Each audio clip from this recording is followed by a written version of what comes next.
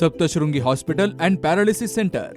तज्ज्ञ डॉक्टर प्रभाकर खर्डे यांच्या मार्गदर्शनाखाली पॅरालिसिस, मणक्यांचे आजार, गुडघेदुखी, कंबरदुखी, मानदुखी, मायग्रेन, ॲलर्जी आणि सर्दीवर खात्रीशीर उपचार, तेही एकाच छताखाली आणि योग्य दरात. इथं उपलब्ध आहे acupuncture, physiotherapy, panchakarma, massage, steam bath, tub bath, digital X-ray आणि अत्याधुनिक पॅथॉलॉजी लॅब. त्यासोबतच निसर्गरम्य वातावरण, आरामदायी रूम्स, कॅन्टीन आणि प्रशिक्षित स्टाफ. आजच संपर्क साधा. ठिकाण मुक्ताई मंदिराजवळ, रायते वाघापूर, तालुका संगमनेर, जिल्हा अहिल्यानगर. संपर्क 9657 230023.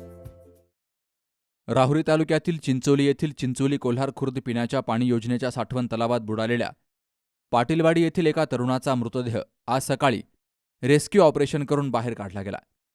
या दुर्दैवी घटनेमुळे चिंचोली, पाटीलवाडी आणि कोल्हार खुर्द परिसरात हळहळ व्यक्त केली गेली आहे. कैलास रामदास ठाकरे, वय वर्ष 34, हा शनिवारी सायंकाळी मित्रांसमवेत तलाव परिसरात गेला असता पाण्यात बुडाल्याची घटना घडली. तर माहिती मिळताच स्थानिक प्रशासन आणि नागरिकांनी शोध मोहीम सुरू केली. मात्र काल अंधार पडल्यामुळं शोधकार्य थांबवावं लागलं. आज सकाळी राहुरी, श्रीरामपूर आणि देवळाली प्रवरा येथील प्रशासनाच्या संयुक्त पथकानं रेस्क्यू ऑपरेशन हाती घेतलं. काही तासांच्या अथक प्रयत्नानंतर कैलास ठाकरे यांचा मृतदेह तलावातील डबक्यात अडकलेल्या अवस्थेमध्ये मिळून आला.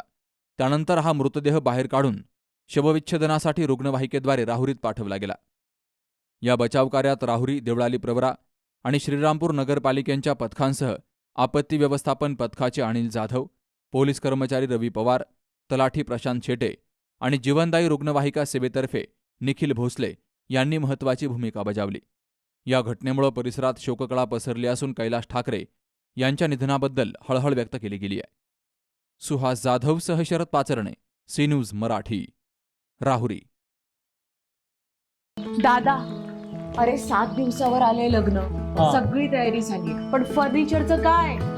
गृहवस्तू भांडार 10 ठिकाणी फिरण्यापेक्षा आपल्याला हव्या असलेल्या वस्तूंच्या हजारो व्हरायटीज एकाच ठिकाणी पाहायला मिळतात फक्त गृहवस्तू भांडार मध्ये.